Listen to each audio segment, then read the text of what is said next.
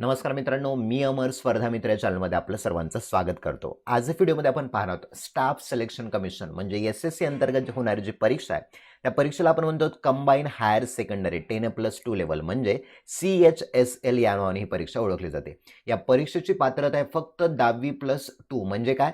तर 10+2 म्हणजे काय? तर 12वी ज्या विद्यार्थ्यांची झालेली आहे किंवा जे विद्यार्थी सध्या 12वीला आहेत ते सुद्धा विद्यार्थी ही परीक्षा देऊ शकतात. त्यामुळे या विद्यार्थ्यांसाठी ज्यांचं ग्रॅज्युएशन कंप्लीट झालेलं आहे ते सुद्धा देऊ शकतील. त्यामुळे सर्व विद्यार्थ्यांसाठी महत्त्वाची अशी ही जाहिरात आहे. त्यामुळे जाहिरात आपण संपूर्णपणे पाहूया. चला तर आपल्या व्हिडिओला सुरुवात करूया. बघा CHSLची आपली ही रिक्रुटमेंट आहे.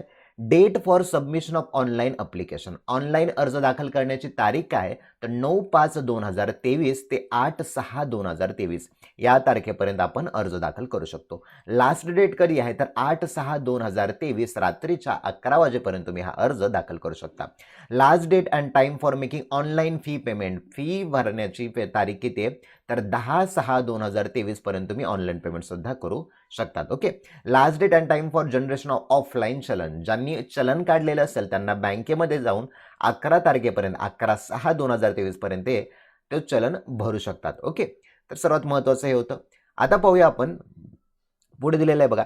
Dates of window for application form correction and online payment of correction charges. बघा करेक्शनचे चार्जेस काय येतात? तर 14/7/2023 ते 15/7/2023. परंतु सर्वात महत्त्वाचं काय? तर तुम्ही 9/5/2023 ते 8/6/2023 या तारखेमध्ये आपला फॉर्म लवकरात लवकर भरण्याचा प्रयत्न करा. कारण जेवढा उशीर होईल तेवढी साईट हँग होण्याचे प्रमाण जास्त असतात. ओके. आता बघा एक्झाम कुठली? तर टायर 1 मध्ये म्हणजे पूर्व परीक्षा होणार आहे. नंतर शेड्यूल ऑफ टायर 2 म्हणजे सेकंड एक्झाम सुद्धा होणार आहे. दोन्ही परीक्षा कम्प्युटर बेस्ड तुमच्या परीक्षा असणार आहे. बघा टायर फर्स्टची एक्झाम कधी होणार आहे? तर ऑगस्ट 2023 ला होणार आहे आणि टायर सेकंडचं टू बी नोटिफाईड लेटर म्हणजे काय? SSCच्या वेबसाईटवरती तुम्हाला ही माहिती देण्यात येणार आहे. बघा आता बघूया आपण काय महत्त्वाचं. Okay. The Staff Selection Commission will hold a competitive examination for recruitment to the group of C post. बघा ग्रुप सी च्या पोस्टसाठी एक्झाम आहे. Lower division clerk, junior secretary assistant, data entry operator for various ministries, department offices of the government of India. Bharat सरकारचे जे काही कार्यालय आहेत त्या कार्यालयामध्ये या पदांसाठी असणारी ही रिक्रुटमेंट आहे. ओके. त्यामुळे सर्व विद्यार्थ्यांनी हा अर्ज भरू शकता. पे स्केल काय आता बघूया आपण.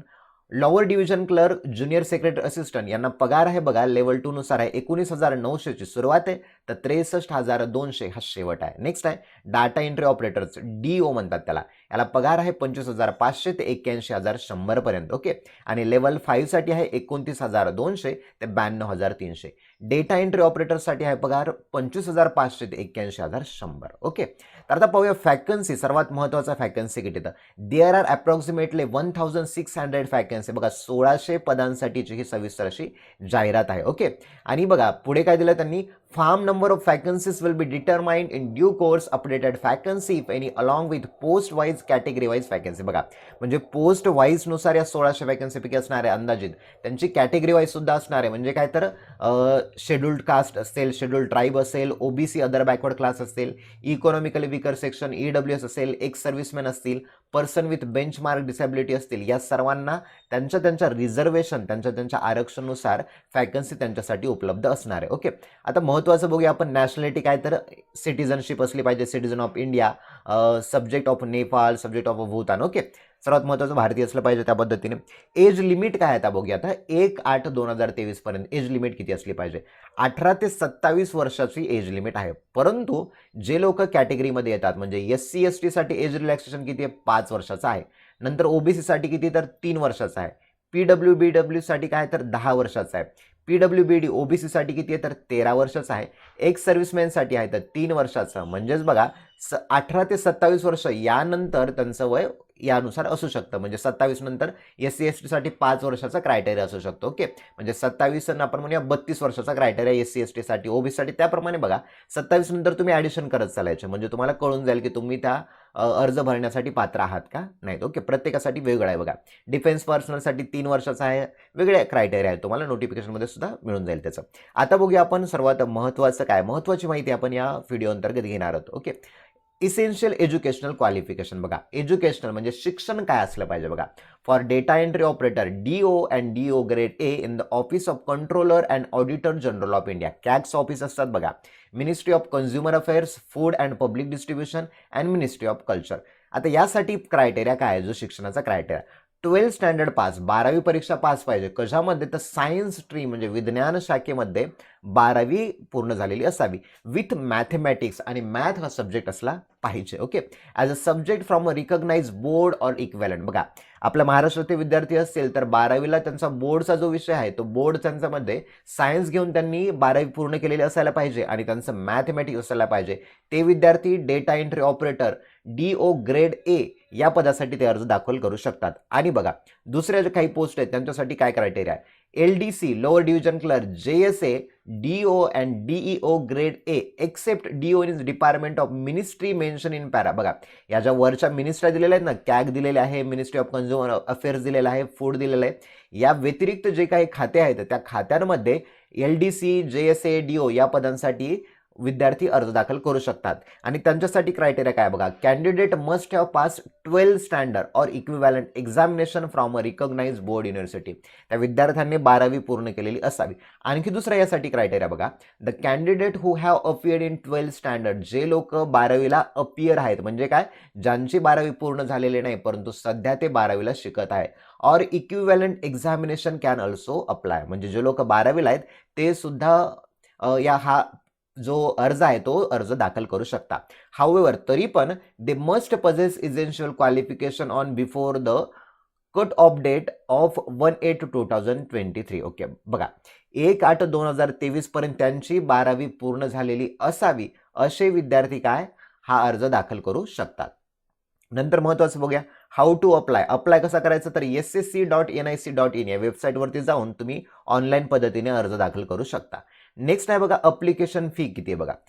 फी फक्त 100 रुपये आहे. 100 रुपये तुम्हाला फी भरायची. ओके, वुमन कॅन्डिडेट असतील, candidates belonging to scheduled caste असतील, शेड्यूल्ड ट्राईब असतील, जे डिसॅबिलिटीवाले असतील, अपंग असतील, एक्स सर्व्हिसमॅन असतील, यांना काय reservation exempted from payment of fee. यांना फीस नाहीये. फक्त ओपन कॅटेगरीवाले 100 रुपये फीस भरू शकतात. परंतु ज्या ओपनमध्ये सुद्धा ज्या महिला असतील त्यांना फीस भरण्याची गरज नाही. आणि इतर कॅटेगरीवाले आहेत जे बॅकवर्ड कॅटेगरीमध्ये येतात त्यांना फीस भरण्याची गरज नाहीये.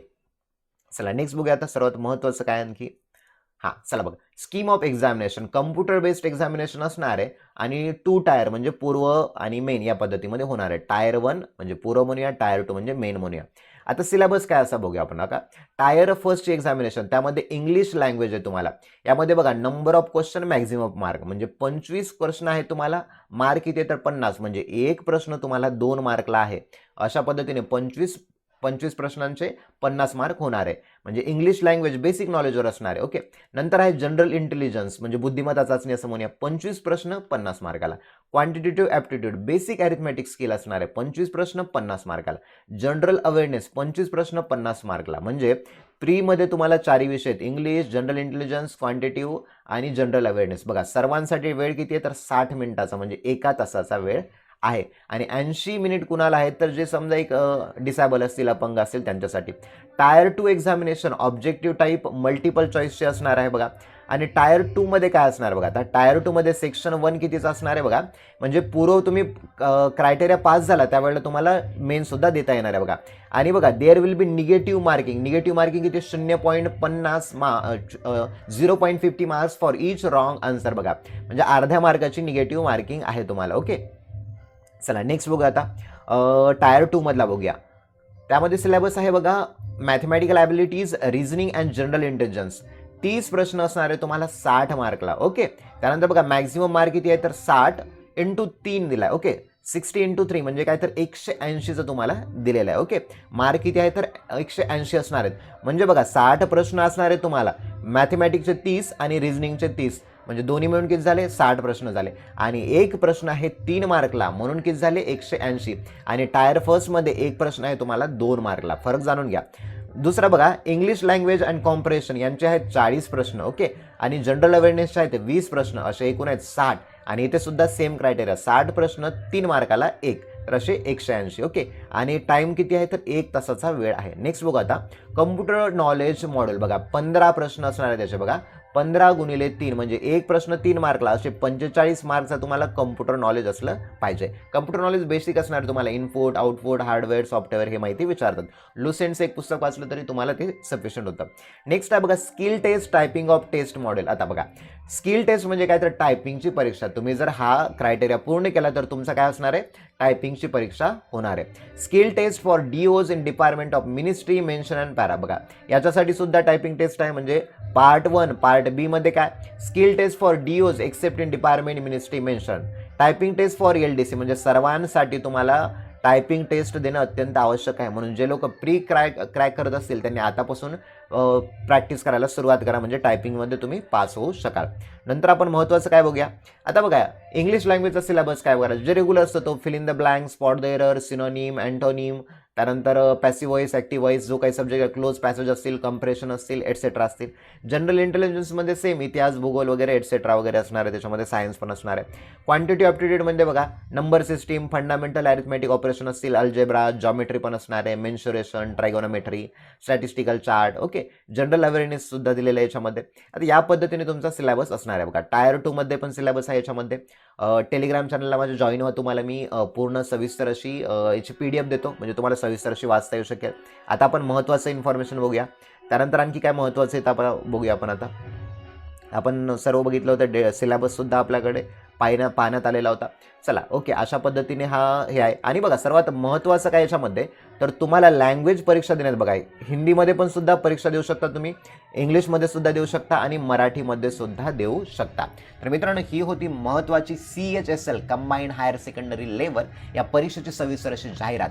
व्हिडिओ जर आवडला असेल तर चॅनलला आपलं लाईक करा, शेअर करा आणि जास्तीत जास्त मित्रांपर्यंत पोहोचवा, ज्यांनी की नुकतीच 12वी कंप्लीट केलेली आहे किंवा जे सध्या 12वीला आहेत त्यांच्यासाठी सुद्धा हा अर्ज दाखल त्यांना करता येऊ शकतो. चला थँक्यू.